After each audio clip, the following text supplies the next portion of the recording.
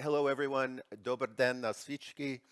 In thinking about this panel, disinformation, misinformation, I've been reflecting on my early years as a reporter, covering, as David mentioned, the breakup of Yugoslavia, and the role that government propaganda played in fomenting that conflict, particularly the media in Serbia.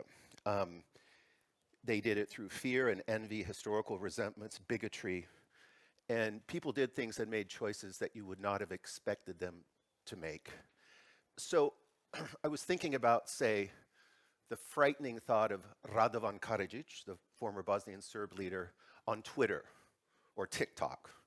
These things didn't exist back then, but it is a scary thought to think how that could have elevated the war even more. On the other hand, as we're seeing in Russia, social media can be an incredible tool for war crimes investigations, for open source investigations. And it can be also a way for the independent media to get stories out, to reach people. So I don't have a clear answer on that, but I'm glad that Radovan Karadzic wasn't on Twitter. Brian teed this conversation up to talk about what the media, what journalists can do to combat disinformation. It's been a long-running story. I mean, we talk about living in the post-truth world, post-fact world, post-fact world. And that phrase has been around, I think, even maybe before Trump was elected in 2016.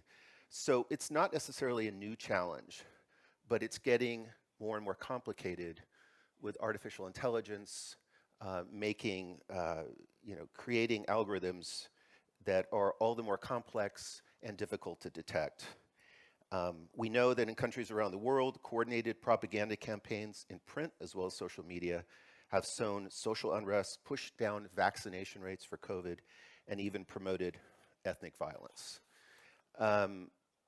There have been some little bit of good news in the United States lately. Brian touched on this. The recent elections, we saw politicians known as election deniers. Those are people who contend that Donald Trump won the 2020 election and he was cheated out of that. They did not do well in the elections, at least in statewide elections. And I think some people are exhausted by the conspiracy theories and the disinformation, and they just want competent government. They want politicians who can get things done. I don't want to sound too naive here, because plenty of politicians got elected to Congress who are election deniers. And I think the media played a role in serving up a lot of truth sandwiches, Brian, especially in these statewide elections. And I think it was quite effective. So there is some hope, and there's definitely a role for the media to play in this. On that, I want to introduce our panelists, and they're gonna talk for about 5 to 10 minutes each, and then we'll get to questions, and I hope you have a lot of questions. Sophie Vériter is a doctoral researcher at the Institute of Security and Global Affairs at Leiden University. Her research focuses on counter-disinformation policies in the European Union, in particular the strategies used by small states to influence their development and their implication for democracy. Sophie's interests include European policymaking, strategic communication and narratives, technology, as well as the EU's Eastern sphere. So welcome, Sophie. To Sophie's left, our colleague Alexey Kovalev is a Russian journalist from Moscow with a master's degree from London. Alexey is the investigative editor of Meduza. Some of you are probably familiar with that. It's a leading independent Russian news site. Alexey has been based in Riga, Latvia since March 2022, when a law effectively criminalizing all independent reporting came into effect in Russia. Alexey is also an occasional contributor to The Guardian, New York Times, Washington Post, Foreign Policy Magazine, and other Western media. And Alexey was a 2018 World Press Institute Fellow in the United States. And on the end, Venelin Petkov. Venelin, many of you know, is a Bulgarian journalist. He began working as a reporter and newscaster at BTV shortly after the network was launched in 2000. He was the director of the News, Current Affairs, and Sports department at BTV until 2020. Venelin is also a documentary maker, an amazing documentary maker. He's the only Bulgarian journalist to have received the prestigious Peabody Award from the United States for broadcast television. So on that, Sophie, let's start with you. You have done a lot of research into this area, and I want you to set a little bit of context in terms of understanding. You know, I mentioned propaganda from the Balkan Wars. Talk a little bit about differences between propaganda and misinformation, and then let's get to how the media and regulators can challenge that. Absolutely. I have prepared a little presentation which should work. Yes, but to give a little bit of context, thank you so much, Michael. Before I started working as a doctoral researcher now at Leiden University. Before that, I completed a Master of Philosophy in Politics at Oxford University, which made me really delve into this sort of issue from a philosophical perspective. And before that, I was working for the EU, implementing the EU's public diplomacy campaign in its eastern neighborhood. So that's Armenia, Azerbaijan, Belarus, Georgia, Moldova, and Ukraine, just to give you a little bit of context. So I'm very happy to be here with you today to introduce this topic, which is something that has been on my mind for almost a decade now. And this presentation has three main objectives. Oh God, is this going to work?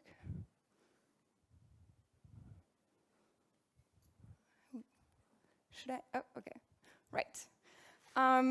First of all, I want to clarify the differences between the key concepts we've been referring to: misinformation, disinformation, propaganda. Then I want to go into what kind of problems are we dealing with, what is the beast that we are talking about, and then finally what has been done and what can we do about it. So let's start with conceptual clarifications. Yes. This panel is entitled Combating Disinformation and Propaganda. And although these two terms, disinformation and propaganda, are related, they are different. Propaganda is information shared. I want to make sure that this is going properly. Information shared to promote a political cause. Very often, but not exclusively, misleading. It is by definition subjective. I'm fairly certain that my work in EU public diplomacy would have been considered as propaganda by some other people in the world, right? So in other words, whether you decide to call it strategic communication, public diplomacy, or propaganda is a little bit of a matter of perspective. On the other hand, scholars understand disinformation as the intentional and systematic manipulation of information deceiving a target audience to cause public harm, generate profit, or advance political goals. And the key terms here are intentional and systematic. And we're already running into a little bit of an issue here. Intent is a little bit subjective, right? What we may perceive as intent to harm may be perceived by someone else as intent to protect from harm. And also, influence campaigns, as you know, are heavily relying on ordinary citizens to relay that information. And they're not sometimes aware that that information is false or misleading or deceptive. They probably don't have the intent to cause harm. So because determining intent is quite complex, scholars have increasingly preferred to refer to misinformation, which is the incorrect or misleading information, but not necessarily deceptive. And all of this is causing a lot of issues because it operates in an increasingly chaotic information order, or what a lot of people start calling information disorder. We have an exponential amount of internet users worldwide who get the information from very different sources and exist in these echo chambers that positively reinforce their beliefs because of how algorithms are designed to show you what you already like and agree with, rather than a diversity of viewpoints, which ideally would be better, right? So how did we get there, right? Why do we have information disorder? Perfect. To understand the causes and origins of information disorder, we have to look at historical and sociological factors which are not prevalent in disinformation studies. Indeed, a lot of research and journalism on disinformation has focused on typology, actors, and policy. What strategies do we see? Who is behind it? What can we do about it? And it's understandable because political actors are pressured to act swiftly. However, what I suggest, alongside with other scholars, is to take a step back so that we can better understand why we have a problem in the first place and why we have defined it as a disinformation problem. In addition to a heavy policy focus, disinformation studies, oh, wait, you went a little bit too fast? Yes, okay. Disinformation studies have initially concentrated on pro-Kremlin disinformation, right, Russia. Once again, this is understandable because most of the studies on influence operations are originating from North America and Europe, where Russia is the main source of disinformation. However, already in 2019, Samantha Bradshaw and Philip Howard of the Oxford Internet Institute were showing that countries across the world are engaging in social media manipulation and raised specific concerns regarding Russia, but also China, India, Iran, Pakistan, Saudi Arabia, and Venezuela, all using different strategies and narratives. So to be sure, the West should address pro-Kremlin disinformation and propaganda, but it should equally do so towards China, Iran, India, and domestic sources, right? I'm certain you're all aware of false reports spread by Western actors such as Donald Trump. He already came up a few times.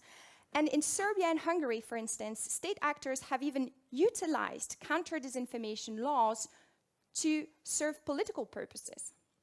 So in sum, the problem is not actor-specific, it's structural. To fix the disinformation problem effectively, we have to better manage the global disinformation disorder.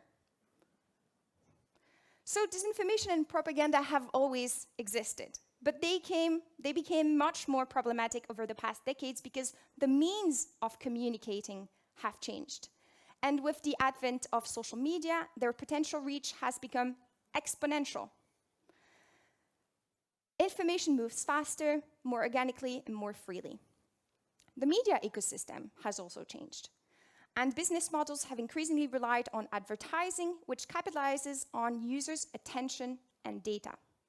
Therefore, incentivizing personalized, emotional, and sensationalist content, which is what disinformation thrives in. But this is changing. The Reuters Institute for the Study of Journalism predicts a sizable increase of subscription-based revenue for news media. And finally, the public gets more information. Therefore, it can be more skeptical. Yep. And less trusting, less agreeable, right? And this is a positive development because the world as we know it is far from being perfectly organized. We need constructive criticism. We need diversity of ideas. But this is also what makes disinformation powerful. It builds on existing pitfalls, myth, and grievances. Absolute trust in authorities, for most people, is not rational. And using the words of political scientist Pippa Norris, blind compliance raises as many issues as cynicism does. We should therefore praise skepticism. And she refers to the Russian proverb, let me try this, doverye na proverye, trust but verify. Yes. So what has been done? And what can we do to manage the information disorder? Policies which aim to tackle disinformation were born within foreign and security policies, therefore focusing on foreign actors. For Western states, that was Russia and also China. However, it became quickly apparent that the problem emanated as much from the outside as it did from the inside, right? It's uncomfortable to admit it, but in addition to toxic digital platforms and foreign actors, domestic news media and political elites also fuel the information disorder. There's only so much we can do to control others' behavior. State, individuals. It's extremely difficult to change someone's mind. Deterrence and debunking are not enough. In fact, they may even have adverse effects. And misinformation is driven more by individual emotional and cognitive responses than information technologies such as AI and algorithms. So what we can do, however, is to build our society's resilience. And that goes through civic education, critical thinking, media literacy, and support for quality journalism. And that's why we are all here. Studies show that higher education is linked to more trust in media, which is linked to less disinformation exposure. In France, the Ministry of Education has designed material on scientific disinformation to enable high school students, and the UK has already also implemented similar strategies. So we see that this is slowly evolving in Europe. We should empower also scientists, journalists, and researchers to better communicate their knowledge. We need to make facts and logical reasoning as sexy as conspiracy theories, without revolving to clickbait and emotional headlines. So we should also encourage reforms in the digital public sphere. And what I mean by that is that right now, online platforms act like trans-border public spheres. We discuss and we learn about social political issues worldwide. However, these fora are primarily governed by private actors, Meta or Facebook, Google, Twitter, who are conducting their business with the primary objective to maximize profit and are anything but transparent about it. So the public sphere should be public. There should be more transparency, accountability, competition, and pluralism. And with upcoming European regulations such as the Digital Services Act, this is a very important one, and the Data Act, that's going to come soon, the EU is setting the stage for this. But as long as information disorder poses problems somewhere, it's inevitably going to have consequences on the West. And last but not least, we should address the shortcomings on which disinformation feeds in the first place. It's easy to blame others, but let's look into the mirror. According to a study conducted at the University of Cambridge, young generations are disillusioned with democratic politics now more than ever in living memory. Many Western democracies are showing concerning signs of corrosion and policy gridlock. Polarization is rising, and inequalities are deepening. So in addition to treating the symptoms of information disorder, we must treat its causes by addressing it jointly with public trust. Yep. So in sum, there is no easy fix to the information disorder. It requires comprehensive and far-reaching solutions. However, I choose to see disinformation, propaganda, and information disorder as a positive development, yes. Because it's a challenge, but as all challenges, it provides a choice to feel threatened, defensive, and to deny criticism, or to embrace it as an opportunity to have better decision-making, persistence, and growth. And I'll stop there. Thank you. Thank you, Sophie. That was great.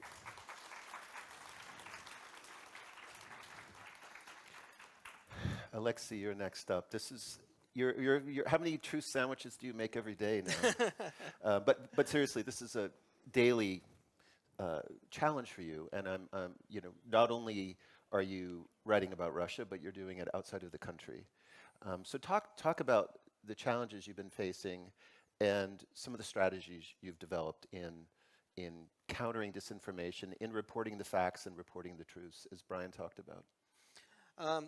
Okay, hello everyone, and I'm indeed a 2018 WPI Fellow, a proud one. I am, since 2019, I'm the investigative editor with Meduza, which was founded in 2014 in Riga, Latvia, with this outcome in mind, that we'll have to, one day we'll need a base outside of Russia. And it was a strategic decision which really paid off in March this year, when we had to evacuate all of our staff in Russia. That's about 25 reporters and editors, including myself and their families, on the day that when the Russian parliament passed these two pieces of legislation that now all but guarantee myself and my colleagues 5 to 7 years in prison just for calling the war. Not a special military operation, as the Kremlin insists it should be called.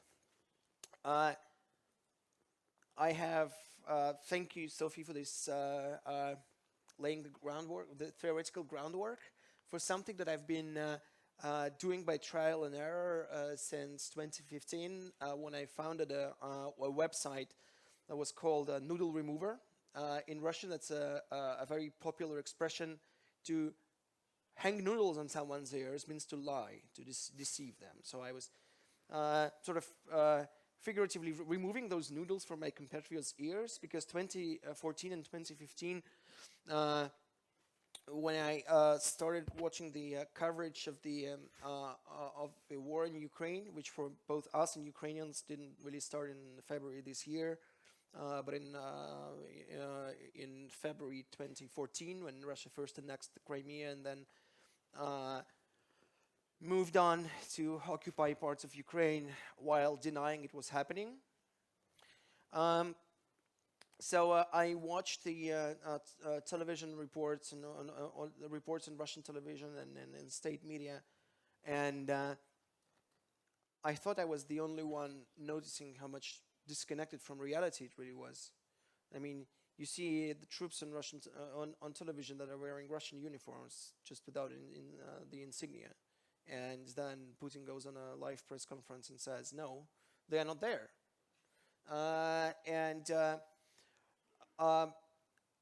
because I had prior experience with consuming and writing for and translating into Russian various foreign media, because before joining Meduza, I was the editor-in-chief of a website called inasmi.ru, which translates as an acronym as just foreign media. My job was to translate articles from over 30 different languages, mainly English, into Russian, to just get a sense to allow my compatriots see what kind of coverage there is, mostly about Russia, but also about other matters.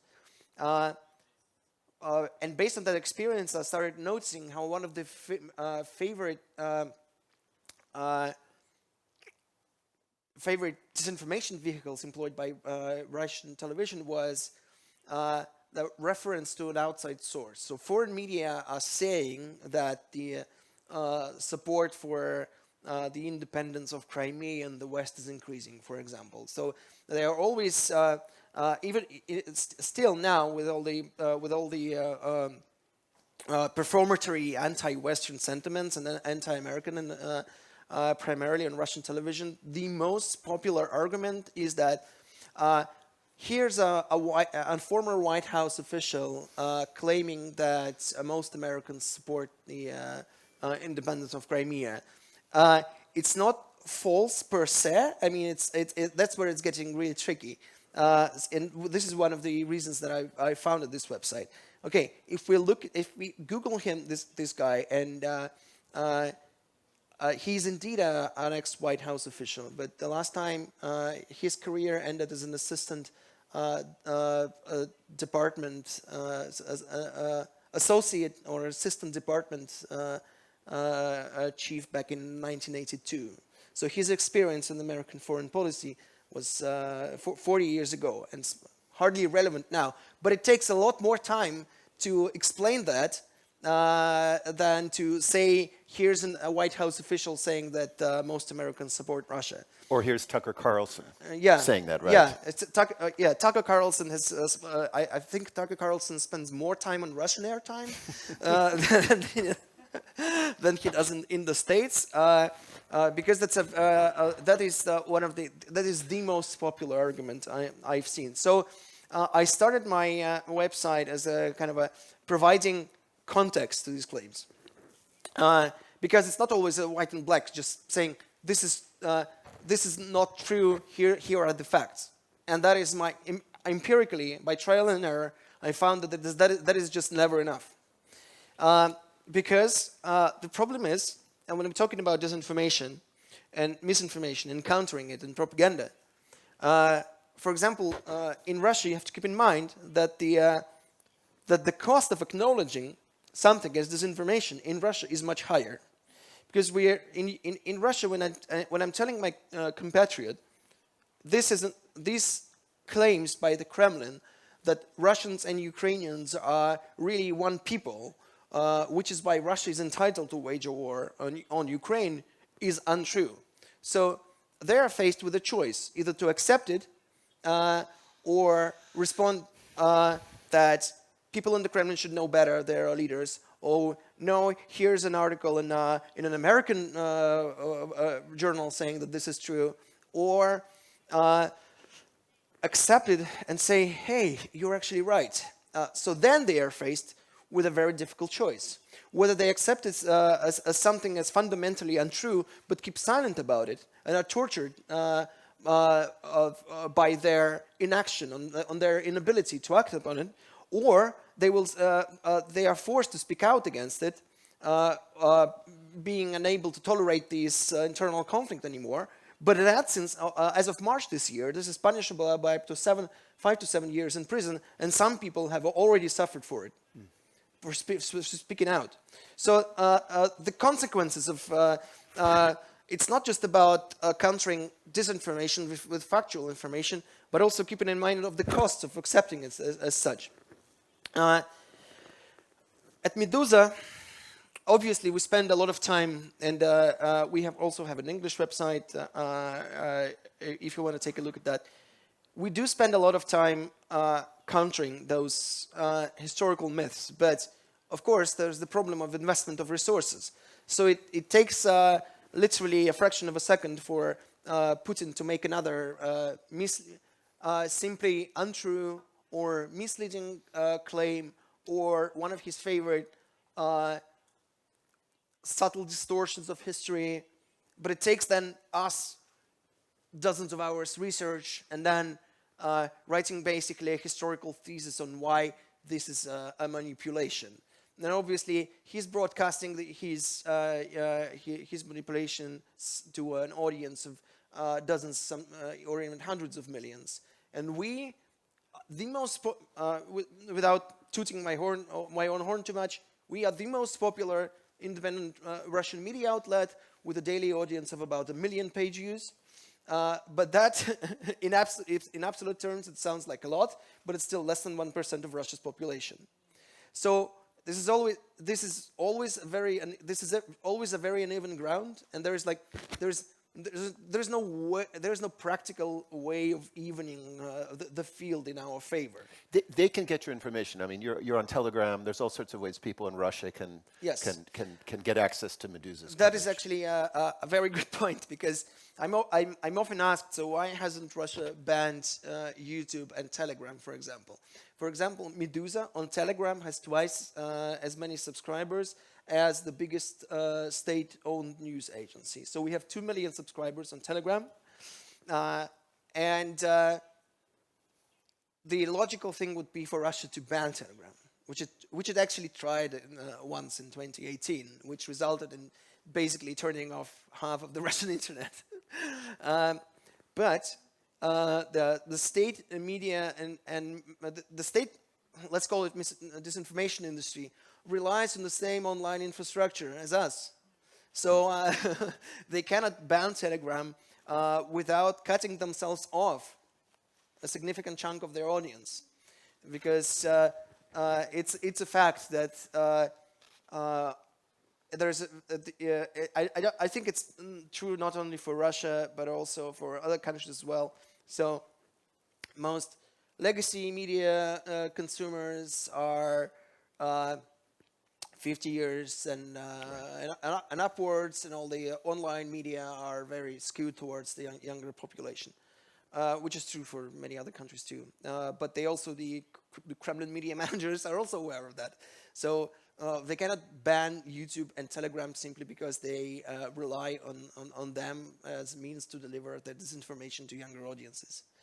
At Meduza, yes, we... in my own noodle remover, by the way, is dormant now because Meduza is taking up so much of my time. But I'm also quite happy that it inspired many followers, and there are excellent news programs on independent media like TV Rain in Russia that are doing basically the same thing, but a lot more consistently than I did as a one-man operation. But also, I came to think of it as an investment, as a long-term investment, because I learned the hard way that disinformation can be so effective because it's not appealing to a rational side, because it's dealing in emotions. It's basically selling. It's a strong drug. that you cannot, it doesn't work when they say just don't use drugs. Drugs are bad because drugs give you a very strong high that factual information just doesn't quite cut it. But I came to think of it as my work as both noodle remover and Meduza, as I know that I'm a failure in fighting disinformation even within my own family. That's how hard it is. And in Russia, it's a special kind of problem because millions of Russian families, including mine, have close familial ties with Ukraine. And it's one of the most heartbreaking features of this war that divided millions of families in Russia and Ukraine is that relatives in Ukraine were calling their relatives in Moscow and telling them the Russian army is bombing us, and they would respond with, no, that cannot be true, because when being told on television that Russian army is only precision striking military targets, so they wouldn't believe, so they would choose to believe the Russian state television other than the relatives. But not because the Russian television is so, Russian propaganda and Russian disinformation is so terrifyingly effective. No, because the cost of accepting the opposite was too high for them. But I learned to think of it as, of my job as some kind of a, well, for lack of a better word, writing the first draft of history, but also creating some kind of historical record, because it's never enough to just send someone who disagrees with your link to your article where you're debunking their faulty logic.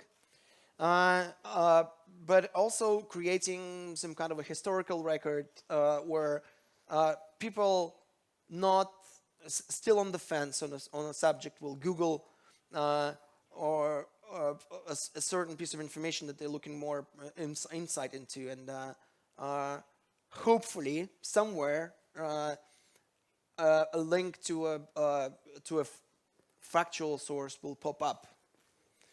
Along with all the deceptive pieces and statements by people in the Kremlin. So that gives me a peace of mind that I was really struggling with a few years ago, when I realized that I was, at the very best, I was preaching to the choir of people already agreeing with me on these points. But also, what inspired me was on feedback with my readers when they said, okay, I didn't know what to tell my older relatives when they relayed the Kremlin disinformation to me, but you equipped me with better arguments to counter that disinformation. And in that environment, in a press conference environment, when it's a one-way communication basically, and it's especially in Vladimir Putin's press conferences, where it's impossible to follow up, and you only get one shot at this, and he will shoot you down with his nonsense arguments. But in an environment when there's an implicit trust between yourself and the other party, like in a family environment, that's you have more time to present. To present your argument. Sometimes that works, and I'm glad, and it gives my life purpose that my work equips people with better information and better arguments to do my work. Do my work for me in an environment better suited to countering disinformation. Right. Thank you. So I don't mean to interrupt. I want to get to Venelin and then get to questions, because I know there's going to be a lot of questions. So thank you for that, Alexey. It's really interesting.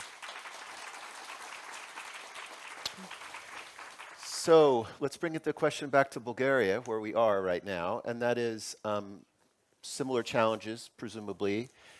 A, are they the same challenges? Are there some different ones? And B, how has been the performance of the Bulgarian media in challenging or combating disinformation? I would say the challenges they are universal. Then we go to regional challenges, and then we go to local challenges that are kind of specific to this country. But I'm going to take a cue from Sophie's presentation and talk about facts a little bit. Sophie said that we need to make sure that facts are sexy again. Well, before we even attempt to do that, we need to try to convince the journalists that facts are sexy. Because in this country in particular, but also as we see in the broader region and in the world in general, journalists are increasingly straying away from facts and focusing on opinions, to the point where looking for facts and looking for hard facts, including documents, signatures, agreements, other hard facts, are not on the arsenal anymore because they are hard to get to, they take time, they take an effort, they take experienced journalists to do the research, and that's hard. That's far from sexy. So instead, you go and you get a person, an official, anyone in an official capacity who would comment on the facts that we haven't bothered to see because we don't have time, don't have the money, we don't have the resources. So you get that official. It could be a minister, could be the prime minister, could be the president, could be someone's deputy in an official capacity. And that person starts commenting on the facts. And that's the beginning, it could be the beginning of yet another disinformation campaign. Because an official, be it who that may, can tell you anything, literally, and if we've seen this many, many, many times already. They can tell you anything. They can lie to you, you being the journalist on air, and there are no consequences. And the politicians have learned that game very, very well already, because they know that journalists don't have the time, the money, the resources to go check the facts, and they can tell anything they want, and it just usually flies. And if you have a person in an official capacity who is also a good communicator, or even a great communicator, their claim to be telling the truth will hold fast, particularly if you're doing an interview on the air of a mainstream media which has a reach of 500,000 to 1 million people pretty much every day. And then, even if you are someone who has a fact-checking platform, if you check the facts and if you prove that this politician was lying, there's still zero consequences because the lie is already out there. And it was seen and accepted by 500,000 people on live television. So how do you make that sexy? It's very difficult because the journalists have strayed away from looking for facts. Here we go to a universal problem. When I was a student in the 1990s, the resource problem of journalism in general, and newsrooms in general, was already a matter of in-depth discussions.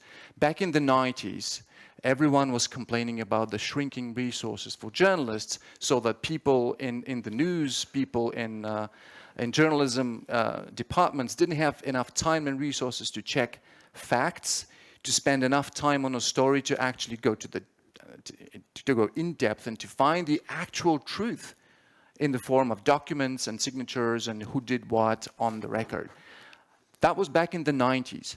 Now, in 2022, it's even worse because there are even fewer resources, and the tools to spread disinformation, to spread propaganda are much stronger. They're available for anyone who is willing to use them.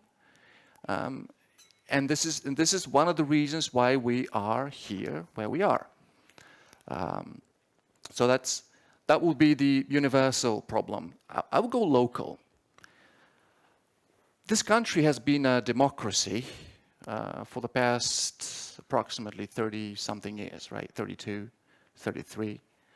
To have journalism, you need to have freedom of speech. So we in this country have been trying very hard to show the audience what journalism actually is. Journalism is about facts. It's about proving something, be it right or wrong. But it's about facts. Unfortunately, when you have an audience which for many generations didn't actually know what journalism was, who believed at some point that journalism is about sharing an opinion freely, you know, because it's your right to share your opinion, right? So when an audience for many generations believes that journalism is about opinions, it makes it even harder for journalists to actually show that it's not only about opinions, but it's mostly about facts. So in this country, and I believe I speak for the region as well, it's double hard to make sure that disinformation somehow kind of goes away. Because people believe, the general audience believes, that the strongest argument is in someone's expressed opinion, even though that opinion might be a complete lie. And for the journalists in the current journalism departments, the way to counter someone's false opinion, which looks like the truth, is to ask another person with a counter opinion who expresses that counter opinion in the same program the next day or a couple of hours later. And then all of a sudden, instead of a topic, a discussion about facts and truth, we have a fight of conflicting opinions of two people who sometimes go down all the way to personal insults at each other, and that's the discourse. No more facts, no more truth. It's just opinions and people who apparently don't like each other, at least on national air. And this, in many respects, is the key to disinformation, particularly in this country at this particular moment. Journalists, and I see a lot of young faces here, I'm guessing journalism students, we need to make sure that we go to the core of the profession and we start looking for facts and give precedence to facts and documents, and then go to the people and their opinions. Because as we have discovered lately, being an official, a senior elected official, doesn't prevent you from spreading total lies that are easy to prove for what they are. And I would end it here. Thank you. Hopefully Thank you. made sense. Thank you very much. The question of, Brian may have had a more artful term for it, even-handedness was a big issue with the rise of Donald Trump. Do you accept what he says and then get someone else, an expert or an official, disagree with him as if it's an even-handed debate, or do you call it out as a lie or a falsehood? And there's ongoing debate about that in the US, but the media did shift and did start calling out Trump for lying. Let's go to some questions. We got a really interesting group of panelists, and I know there's a lot of you out there with thoughts. So questions, please. Do you have a microphone, or can you Hold on.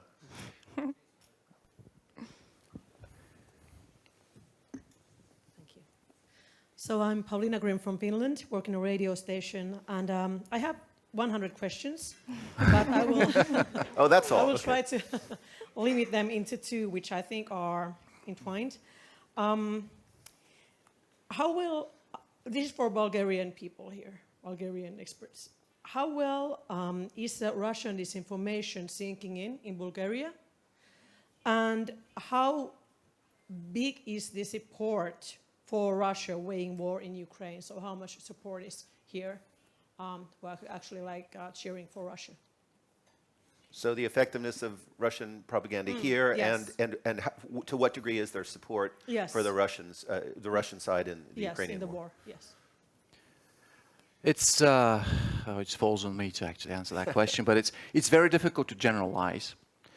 But Bulgaria stands apart in a way from the rest of the EU countries as probably the country's biggest sympathizer with Russia for I would say, for generations, due to the history of this country, due to the Russian-Turkish War in the end of the 19th century, due to the overall positive sentiment of Bulgarians for generations towards Russia and Russians, which is to a great extent due to generational, if you will, propaganda on both Soviet Union, Russia, and then a succession of Bulgarian governments. So in a way, this generational propaganda has worked, and I would say a large part of the population would be very susceptible to pro-Russian statements, pro-Russian propaganda, and in that vein of thought, anti-Ukrainian sentiments and anti-Ukrainian propaganda. So even from that point of view, the Bulgarian population, the Bulgarian audiences stand apart a little bit from the rest of Europe due to this history of the two countries.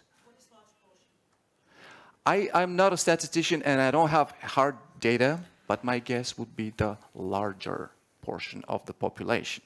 Particularly if you go outside of Sofia, if you talk to people of the, I would say, who don't possess higher education, I would say people of the low income bracket.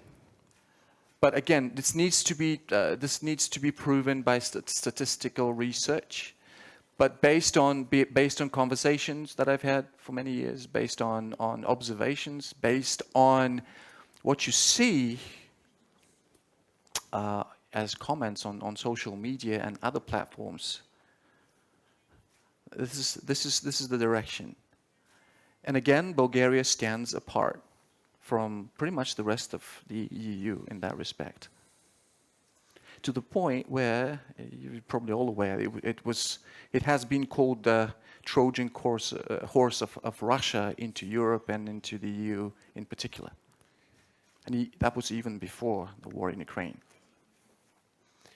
Alexey, I just want to follow up on that. The Russian minorities in Latvia, which is the Baltic state with the largest?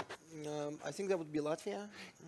Has Russian propaganda been effective with Russian minorities there? It really depends on a lot of factors. Mostly age, geographical proximity to Russia, and it all mostly, it's pretty much the same as in Bulgaria, age, income bracket, but also something that doesn't factor in Bulgaria, because Latvia, unlike Bulgaria, has a physical border with Russia, and it really means a lot because it's easier to afford to be able to accept the Russian point of view, but there's not much at stake, because to Bulgarians who accept the Russian view, my only response would be, if Putin does this to what he calls as a brotherly nation to Russia, imagine what he would. Why do you think he'd treat you any differently if he had the chance? You know, if he had a chance to physically invade your country, why do you think he wouldn't do it? If he's doing that to a country he calls a brotherly nation. So in Latvia,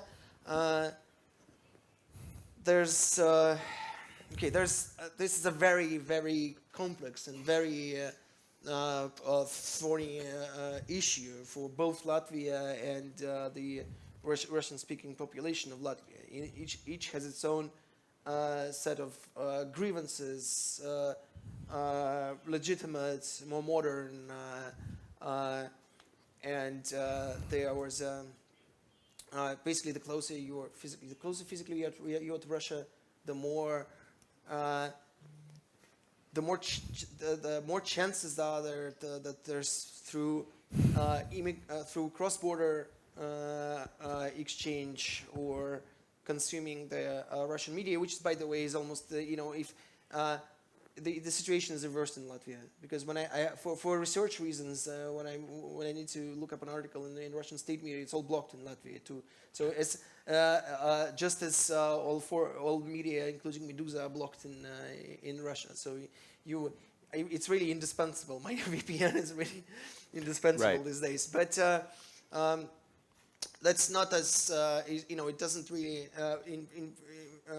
I would say that empirically, I don't think there's a recent hard data. I would say that still at least a half of Russian-speaking Latvians don't support the war, because they see it as an attempt to manipulate them by claiming that they are.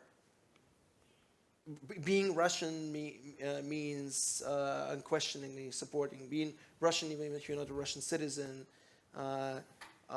means supporting the Kremlin, which is not true. Right, right. Okay. Other questions?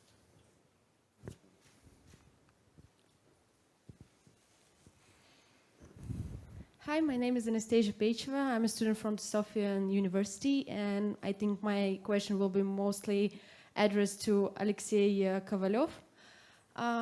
Since we all know that Russia doesn't have mostly the freedom of speech, do you think it is realistic, and how it can be again reborn there? And my second question will be, often I hear in Bulgaria people say that it's just Putin's war and all Russian citizens are innocent in it because of the propaganda. And do you think it is right to say it, since there's a lot of sources, even Meduza, if you want to, you can find where to get reliable information and not be influenced by propaganda. So do you think it's right to say it that way, that nobody is innocent but Putin? Yeah.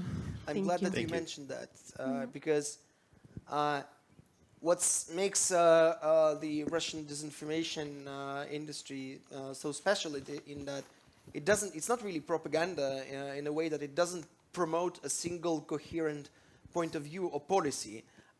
It's just the opposite, which makes our job even harder, because, for example, we spend a month debunking the Kremlin's claims that it's not striking civilian infrastructure by painstakingly collective evidence to the opposite of the ruined homes and hospitals and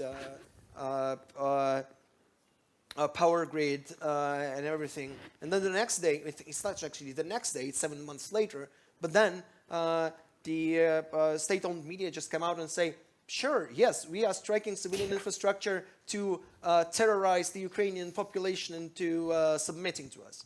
That's, I mean, how can you possibly counter that? I mean, when they're saying something, and it's a fairly regular occurrence that what it does, one point that it does drive across regularly, is not that what the Kremlin says is right and what everybody else says is wrong. Is that no one, the truth is inherently impossible to ascertain. Nobody is right or wrong. You don't have to believe us, obviously, because we'll say the opposite of what we're saying today, but nobody is right, or nobody is ever right. So you cannot really know what the truth is, and as such, everything, nothing is true and everything is possible, as Peter Pomerantsev put it in a title of his book, which is the MO for the Kremlin. Okay, going back to your question about the freedom of speech, it doesn't exist now, but empirically we know that it's, the habit of, there was a very brief moment in 2018 when Russia hosted the World Cup, and it was such a time when Russians saw that their country could be really different. For at least 2 weeks, all the policemen could be polite and tolerant. You could go around Moscow draped in a rainbow flag, and nobody would hassle you and harass you. So a country, if it wants to, it can be different. So the same goes for freedom of speech. It's a habit that's fairly easy to pick up, and at least we are keeping the tradition of free speech alive, hoping that one day we won't be almost the only ones who are reporting the facts. So it's. I know that there's a great demand for free speech and factual information, so I'm fairly optimistic in that sense. Okay, so your second question was... Maybe you should stay on the optimism and let's stay optimistic. Okay, next question. Right there. Hello. So I have two questions, also addressed to the Meduza representative, and they're as they follow. Firstly, about Russia's current state. So basically, Russia is undergoing through a lot of changes, like economic sanctions, like a lot of protests that are currently erupting, a lot more than we have seen in the past, and also things like, I don't know, mobilization that I think that have an effect basically on the population. So my first question is it likely for change to occur in Russia in the foreseeable future? And the second one is more about the jurisdiction around the project you had about translating foreign articles. I think such deed would do a great impact here in Bulgaria where we also have some kind of similar problems with disinformation. That's it. Okay, let's unpack this. And I'll try to be brief too, so that others can have the chance to ask questions, not just to myself. Okay, so the protests in Russia and a general discontent. So this September, hundreds of thousands of Russian families really learned the hard way the difference between what they see on television and what is the truth. Because prior to September 21, when Russia announced the what it calls partial mobilization, which is which is untrue, the very statement of it is untrue. That not only the war is not some kind of distant a television show about some distant war that you can switch off as soon as our guys are losing. Or some kind of a football match that you are free to choose whether to watch or not. In September, war knocked on the door, literally, on hundreds of thousands of Russian families, and demanded that they go and fight this war themselves. So it's one thing to answer. This is one of the points I also wanted to make. When you see the polls. That 60 or 70, 80% of Russians support the war. Just keep in mind that the public opinion firms doing this research, they're not even allowed to ask this question, do you support the war? Because the answer would be really different. What they are really asking is, do you support the decision of Vladimir Putin to start the special military operations? That's the phrasing they're using. And it's very different from asking, do you support the war in Ukraine? Because the word itself sounds so absurd to millions of Russian families who have Ukrainian relatives. So the war knocked on many people's doors and said, okay, now it's your turn to fight in the war. And then many people learned that the reality, the difference between what they see on television and the reality on the ground, what the state of the Russian army really is, couldn't be more different. So it's worlds away from what they got used to seeing on television and these high-tech military exercises with the latest Armata tanks driving in slow motion, and it's really the Russian army is in really bad shape, and it's it's especially jarring when it's your turn to be in those mud-filled trenches with no winter uniform.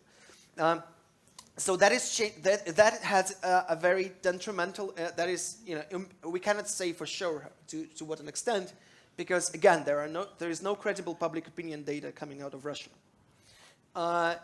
and independent researchers who try to conduct their own research report that the rejection rate, that is, people who simply refuse to answer the question, is about 90%.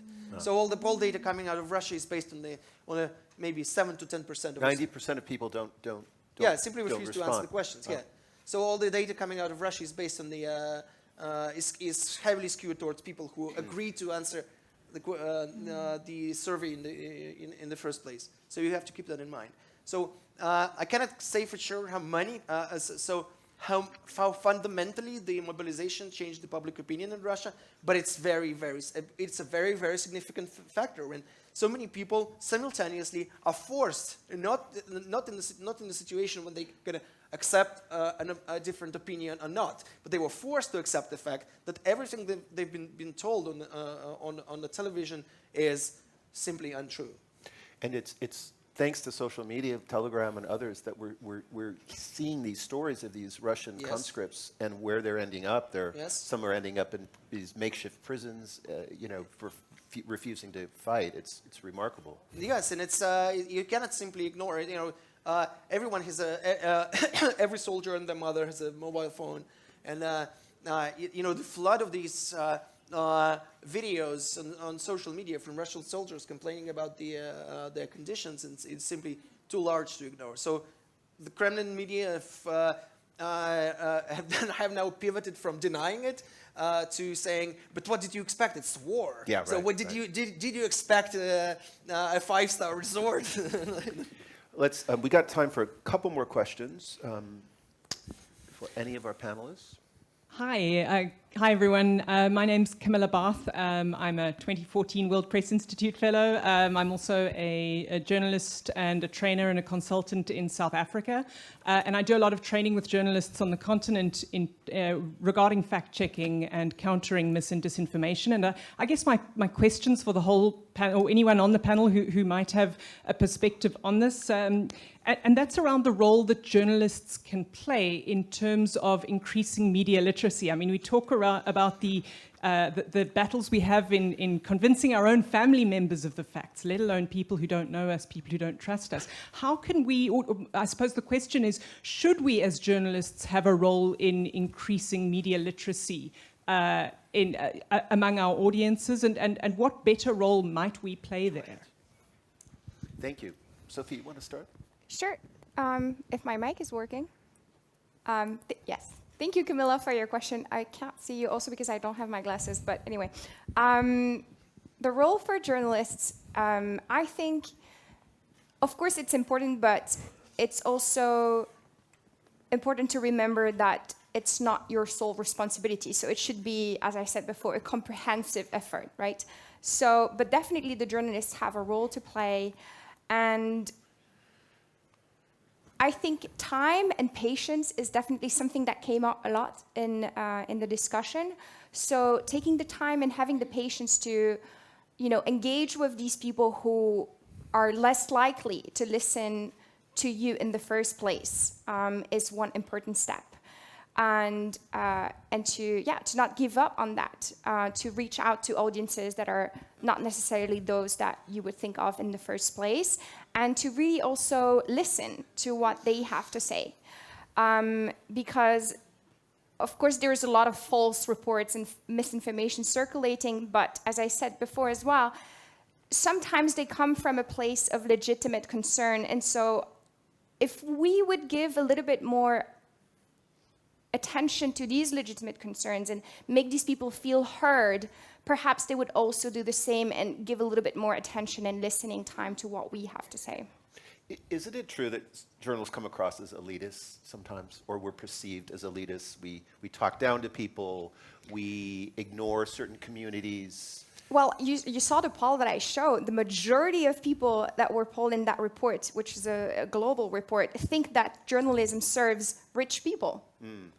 So I think I mean, I don't think journalists are elitists. I think they do a fantastic job, and it's very hard to be a journalist these days, especially when you have people like Musk saying that everybody should be a journalist and everybody should be like citizen journalism, things like that.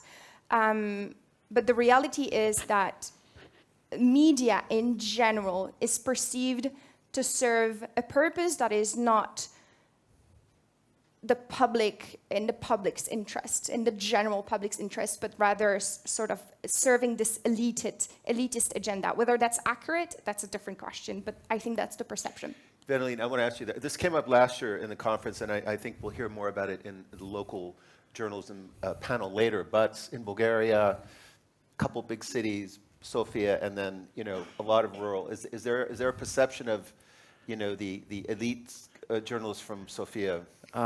Yes, naturally you have a TV screen where you see well-dressed people, mostly, who rub shoulders with other well-dressed people who are in official capacities. Those would be politicians, those would be the leaders of businesses or institutions. So immediately the people rubbing shoulders with those leaders of companies or public servants are perceived of as part of them. And it's been a long time since I saw a journalist, and I know one at least in this audience, I can't see him now, Ivan, who was seen on air being, experiencing a grenade exploding pretty much right next to him, or a gas container, blowing tear gas so that he could wear a gas mask. That, for some reason, those images have kind of, I don't see these images anymore. Even though we have an ongoing war in Ukraine, I don't think there's a single Bulgarian journalist there. You mostly see journalists of the type that I mentioned before, well-dressed guys rubbing shoulders with other well-dressed people, and that immediately, it's following the rule that a picture is worth 1,000 words. Immediately, it lumps these two groups together, branding the journalist as elitist. If you couple this with the problem that there has been probably no investigation which would be relevant to embezzlement of public funds or anything that would be harmful for the larger audience coming from the mainstream media being done by any of these well-dressed guys on air, that coupled with the rubbing shoulders problem, that definitely brands journalists as elitist and part of the establishment rather than people taking the side of the ordinary audiences, ordinary people. Thank you. Okay, we have time for one more question, if there's one out there. Yeah, I have the microphone, thankfully. I was wondering, Sophie tabled some solutions to combat misinformation and disinformation. One of them is to improve media literacy. And unfortunately, Bulgaria is not scoring so well in terms of media literacy. So I was wondering if something's already being done at the legislative or policy level to improve resilience against misinformation by improving media literacy. Do you mean in other countries or in Bulgaria? Here in Bulgaria. Okay, yeah. Bulgaria. Yeah, thank you. That's a great question. I'm not specifically an expert on what's being done in Bulgaria. And actually, most of the efforts about media literacy are related to education, right? Which is in the European Union national competence, right? So there is not so much that can be done at the European level about it. And for that reason, it's really up to each member state to decide what can be done.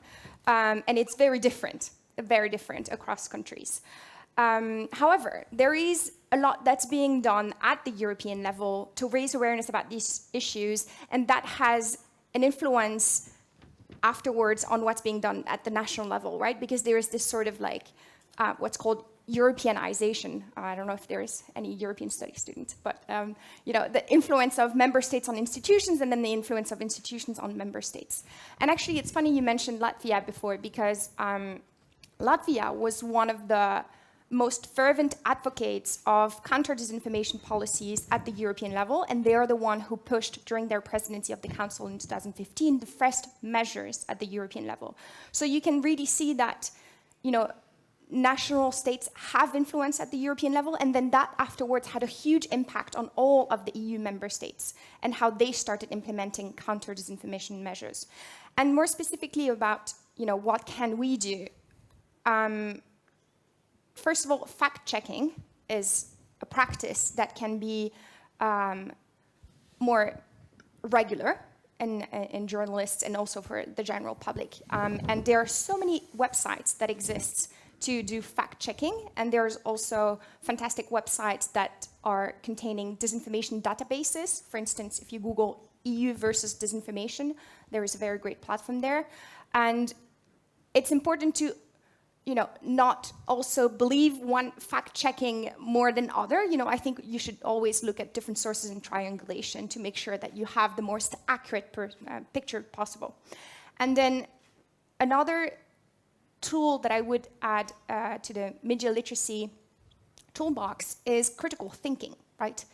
And this is all within ourselves, that we are born critical of what we hear. And so why is it that certain people are so critical about government communication or certain type of media, and then they're not so critical about the other just because the other is anti-system? So this critical thinking needs to be applied everywhere, and it needs to be really bolstered. So that goes through education, and education is a national competence. So it's up to each member state. And unfortunately, I'm sorry, I'm not super familiar. Maybe you know what's going on in Bulgaria. I can explain a little bit. Since I work as a primary school teacher now, I teach children aged 6 to 12, and I teach at a private school, which is very selective. And the curriculum there is also very different from the general curriculum of state and municipal-owned schools, because it teaches the national curriculum and gives students things on top of that. And I teach one of those subjects on top of the national curriculum. It's called Global Perspectives. So part of the subject that I teach has media literacy as part of the topics that we discuss with the kids. Unfortunately, this is an exception.